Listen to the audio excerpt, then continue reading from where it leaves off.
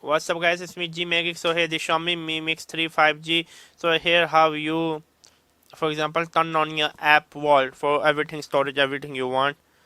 Go to where the hell we are. Where the hell is setting?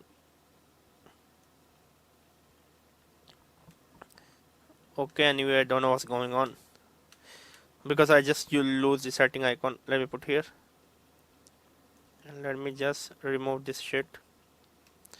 Okay, I go to setting. Once are you at setting, you can go to home screen and click on turn on the app wall. That's me.